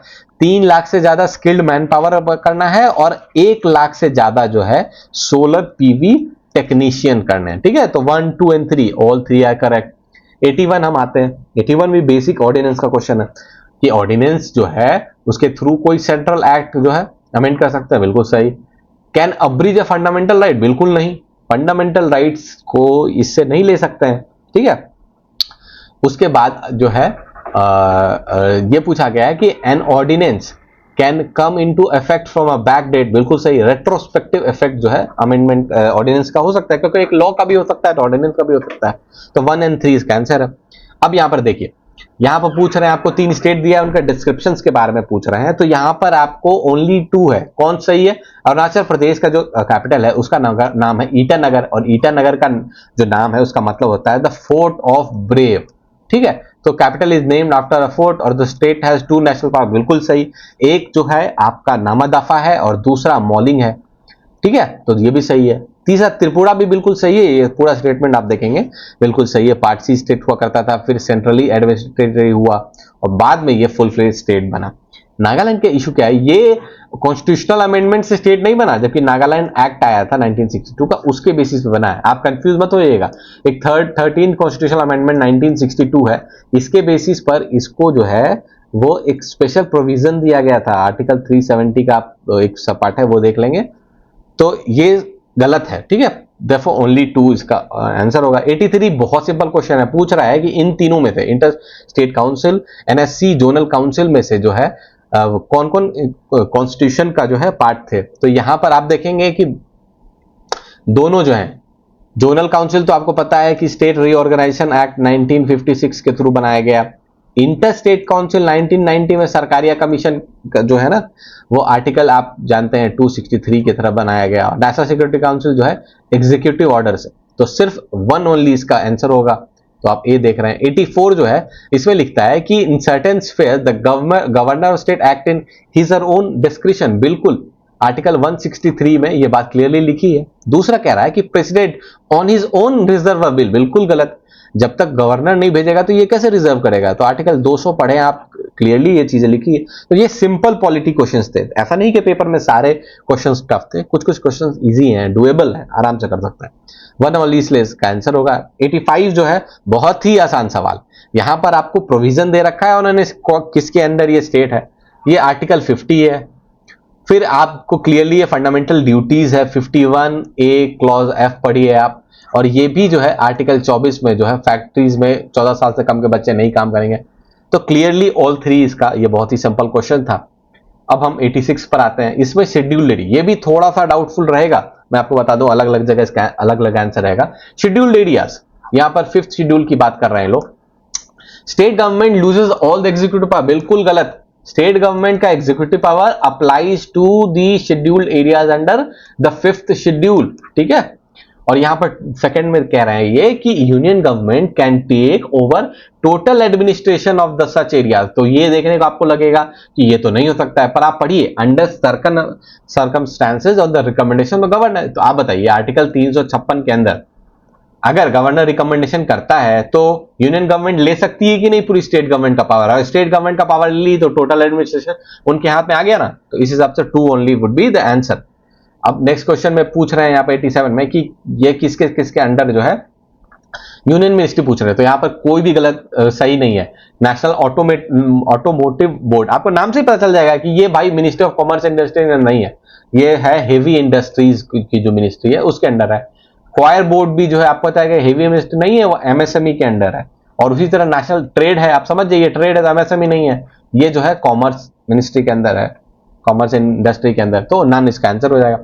नेक्स्ट क्वेश्चन पूछ रहे हैं कि यहाँ पर ये जो 3 सब्जेक्ट्स, मतलब ये कौन कौन सब्जेक्ट जो हैं वो उनको रेटिफिकेशन के लिए स्टेट्स के पास भेजना पड़ेगा। तो अब ये देखिए यूनियन लिस्ट, यहाँ कह रहे कोई सी भी लिस्ट हो, इनमें क्लियरली दे रखा है आर्टिकल में, आर्टिकल 368 क्लॉज 2 में क्लियरली दे रखा है कि कोई सी भी लिस्ट हो तो अगर उस पर अमेंडमेंट चाहिए तो भैया स्टेट जो है में भेजना पड़ेगा रैटिफिकेशन के लिए। फिर उसी तरह एग्जीक्यूटिव पावर चेंज कर रहे हैं तब भी भेजना पड़ेगा।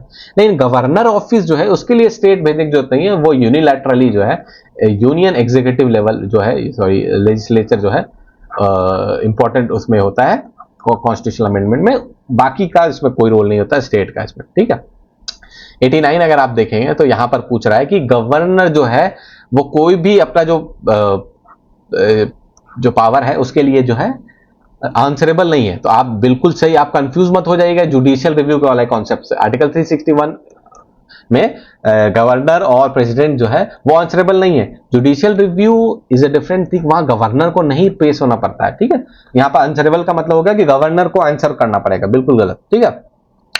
और दूसरा भी बिल्कुल सही है, कोई क्रिमिनल प्रोसीडिंग्स उन पर नहीं अप्लाई हो सकती। और तीसरा दे रखा है कि जो मेंबर्स होते हैं स्टेट लेजिस्लेचर का, वो भी कोई प्रोसीडिंग्स नहीं होगी विथ रेस्पेक्ट टू क्या कहते हैं वो हाउस में। तो तीनों सही है। 90 का ये जो है क्वेश्चन देखेंगे कि पेट्रोलियम और नेचुरल गैस रेगुलेटरी बोर्ड का क्या क्या काम। तो देखिए जो प्रोडक्शन है काम होता है वो इसके एम्बिट में नहीं आता है, वो जो है मिनिस्ट्री ऑफ जो पेट्रोलियम और नेचुरल गैस है उसके एम्बिट में आता है। तो 1 और 4 नहीं होगा, बाकी दोनों होगा, इसलिए ओनली 2 जो है इसका आंसर आएगा।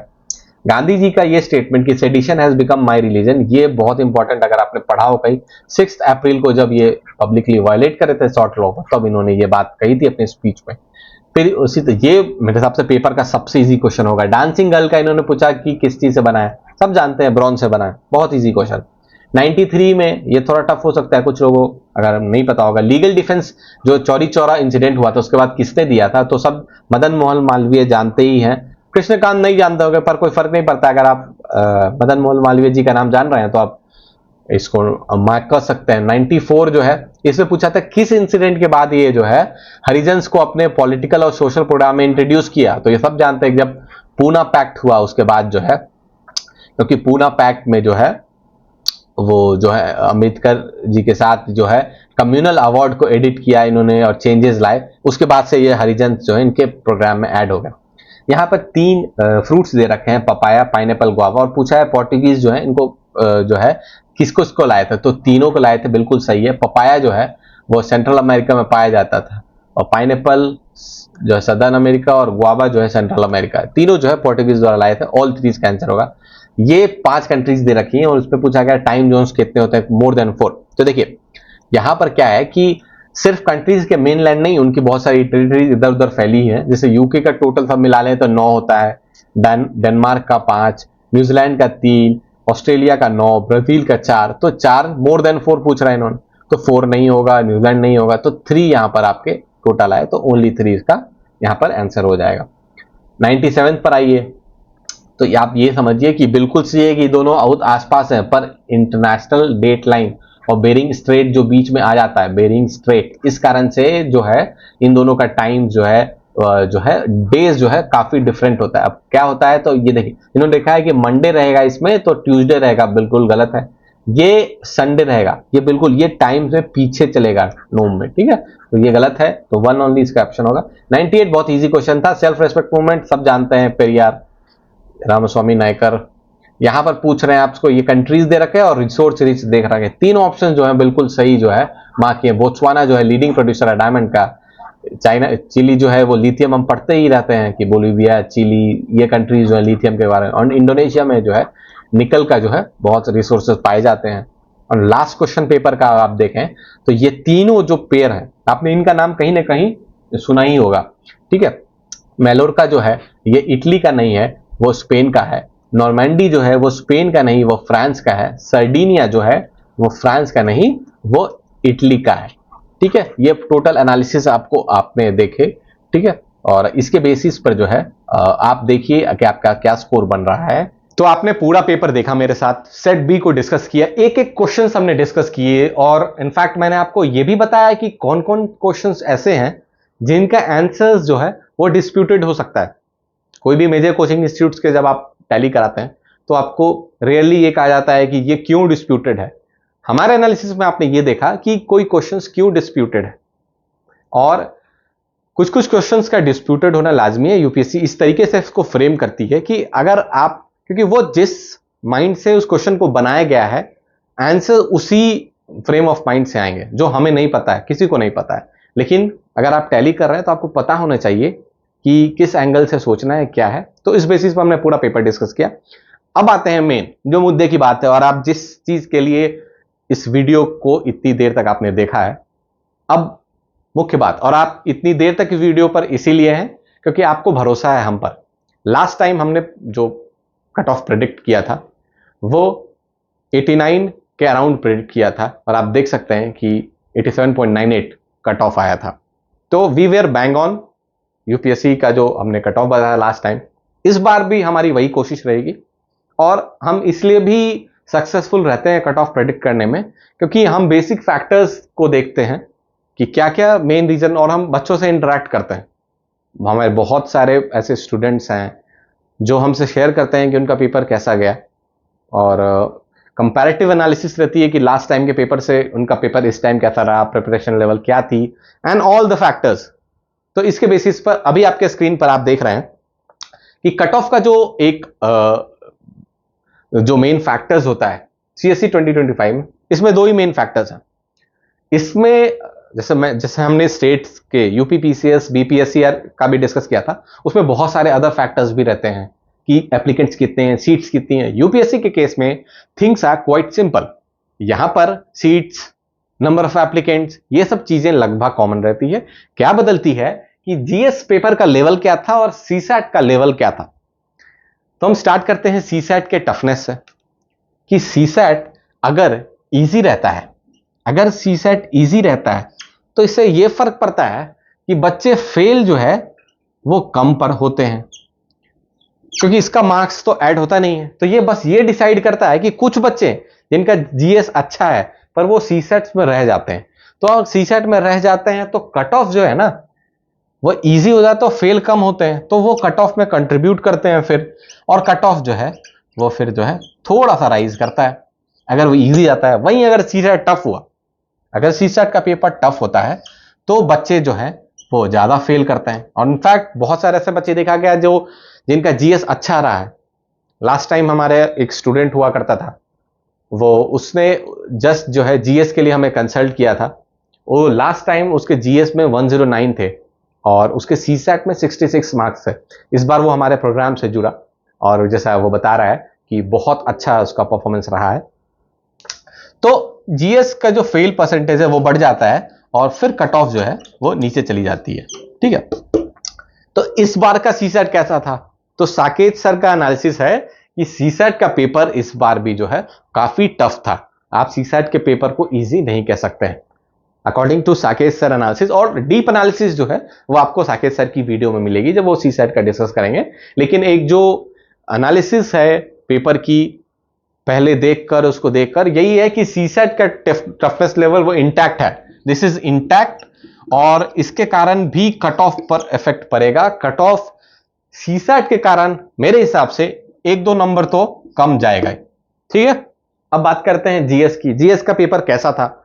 तो 2 फैक्टर्स होते हैं जो जीएस के पेपर को क्या डिसाइड करते हैं कि कितना कट ऑफ रहने वाला है। एक तो नंबर ऑफ क्वेश्चंस, इजी और मॉडरेट कितने हैं इसमें, वो लेवल कितना है। और दूसरा कि अनएक्सपेक्टेड एलिमेंट्स पेपर में कितने हैं। जैसे 2023 में आप देखेंगे कट ऑफ 75 पॉइंट समथिंग था। वो क्यों था? क्योंकि अनएक्सपेक्टेड एलिमेंट्स बहुत ज्यादा थे। One of the toughest paper कहा जाता है इसको। तो 2023 में भी ये बात थी। तो यहां पर भी अनएक्सपेक्टेड एलिमेंट्स आपको बहुत देखने को मिलेंगे। आप ध्यान दीजिएगा, यहां पर आपको 3 स्टेटमेंट्स वाले क्वेश्चंस देखने को मिले, वो भी बहुत मात्रा में। और ये क्वेश्चंस सिर्फ टफ नहीं होते हैं, ये टाइम कंज्यूमिंग होते हैं। आपसे एक्सपेक्टेड क्या आता है कि आप 2 घंटे में 100 क्वेश्चन बनाएं, और क्वेश्चन 100 नहीं होते हैं। हर क्वेश्चन अपने आप में 3 से 4 क्वेश्चन होता है। तो बहुत ही हमने बच्चों से बात की और टाइम की कमी बहुत महसूस हुई बच्चों को। तो ये अनएक्सपेक्टेड एलिमेंट जो इंट्रोड्यूस हुआ है, मेरे हिसाब से ये जो है बच्चों को काफी इसने मतलब दिक्कत दी है। वहीं पर थोड़े बहुत जो है इजी भी आपको देखे, इस बार थोड़े ज्यादा अमाउंट में आपको वो क्वेश्चंस मिलेंगे। इजी मॉडरेट की बात करें तो बहुत सारे इजी मॉडरेट क्वेश्चंस भी हैं, और कुछ कुछ क्वेश्चंस ऑप्शन वाइज भी दे रखा है कि सिलेक्ट करना है 2-3, 1-2-3, इस टाइप के क्वेश्चंस भी ठीक ठाक देखने को मिले, जो कि थोड़े एब्सेंट थे पिछले कुछ 1-2 सालों में, वो भी क्वेश्चन देखने को मिले। तो इन सब बेसिस को ध्यान में रखते हुए लास्ट टाइम का कट ऑफ जो हमने आपको बताया था, और मान के चलिए अराउंड 88 कट ऑफ अगर लास्ट टाइम का बोला जाए, तो इस बार का कट ऑफ क्या रहने वाला है। तो एक जो हमारी एनालिसिस है कि बच्चे थोड़ा बहुत प्रिपेयर हो रहे हैं इस तरीके से बाउंसर्स के लिए। तो आप ये भी नहीं कह सकते कि पैटर्न बिल्कुल नया है। 2023 वाला शॉक तो इसमें नहीं लगेगा। तो कट ऑफ उतनी कम नहीं जाएगी। बिलीव मी, लोग कहने को कह देंगे कि अगर आप 78 ला रहे हैं, 79 ला रहे हैं तो आपका सिलेक्शन हो जाएगा, पर हम झूठी दिलासा नहीं देंगे। जो एक रीजनेबल फिगर है वो हम बताएंगे आपको। और अब मैं आपके स्क्रीन पर लिखने जाऊंगा कि क्या एक कट ऑफ रह सकता है।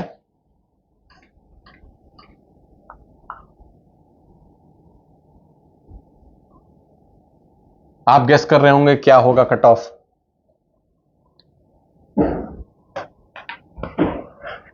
तो चलिए आपके लिए जो है कट ऑफ मैं बताता हूं।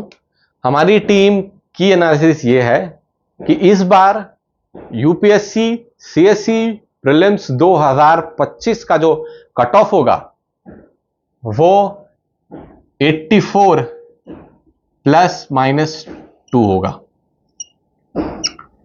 एंड बिलीव मी, मैं एक्सपेक्ट नहीं कर रहा हूं कि ये कट ऑफ जो है वो किसी भी सूरत हालत में जो है, मतलब बहुत सारे ऐसी भी जगह मिलेगी जो आपको कह देंगे कि पेपर बहुत इजी था। होते हैं कुछ बच्चे कि 90 हो जाएगा, 90+।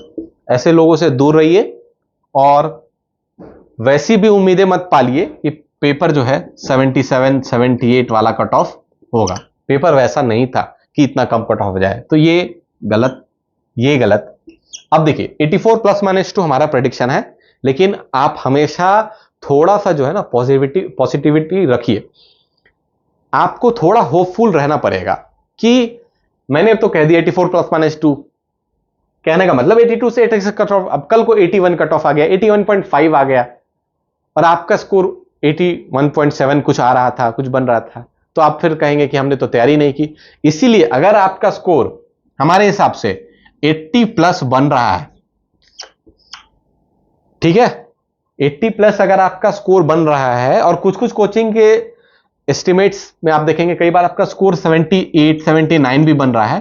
तो अगर आपका स्कोर किसी भी कोचिंग इंस्टीट्यूट से 80 बन रहा है, किसी भी कोचिंग इंस्टीट्यूट से अगर आपका स्कोर, आप हमारे से भी मिलाइए, बाकी इंस्टीट्यूट से भी मिलाइए, किसी भी कोचिंग इंस्टीट्यूट से अगर आपका स्कोर 80+ बन रहा है, तो आप जो है मेंस की तैयारी में लग जाइए। मैं इसलिए कह रहा हूं ये बात कि टाइम काफी कम है, रिजल्ट लगभग 20 से 24 दिन में आएगा। अगर आप उसका इंतजार करते रह जाइएगा तो आपको मैं बता दूं 1/3 बच्चे ऐसे होते हैं जो रिपीटर होते हैं। रिपीट इन द सेंस वो सिलेक्टेड बच्चे होते हैं, वापस एग्जाम दे रहे हैं रैंक बढ़ाने के लिए।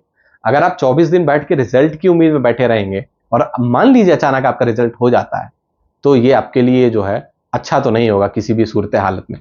ठीक है, तो आप जो है अगर आपका स्कोर 80 से ज्यादा बन रहा है तो आप बिल्कुल बेधड़क जो है तैयारी, क्या दिक्कत है, 24 दिन आपके जाएंगे, आप तैयारी कीजिए, बेधड़क होकर तैयारी कीजिए।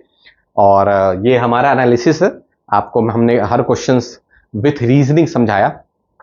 नेक्स्ट वीडियो जो है हमारी वो सीसेट के एनालिसिस पर आएगी, उसकी आंसर कीज और भी जो सीसेट का जो सोर्स हमने दिखाया, वीडियोस दिखाई, साकेत सर जो है उसमें एक्सप्लेन करेंगे कैसे जो है सीसेट बहुत इंपॉर्टेंट एलिमेंट है। मैं बार बार कह रहा हूं, साकेत सर भी कई बार इस चीज को दोहराते हैं, लोग इग्नोर करते हैं सीसेट को कि सारा फोकस, आप ये देखिए कि आप इतने सारे सब्जेक्ट्स पढ़ते हैं, पॉलिटी, हिस्ट्री, ज्योग्राफी, इकोनॉमी, इतने सारे सब्जेक्ट्स पढ़ते हैं, फिर भी एक सीसेट आपको 1 साल आपका ले लेता है। तो आप अगर सीसेट पर मेहनत करते हैं तो वो आपके लिए बहुत जो है अटेम्प्ट सेविंग और ईयर सेविंग आपके लिए हो सकता है। तो stay tune to exam IAS channel और हम इसी तरह आपकी सेवा में लगे हैं। धन्यवाद।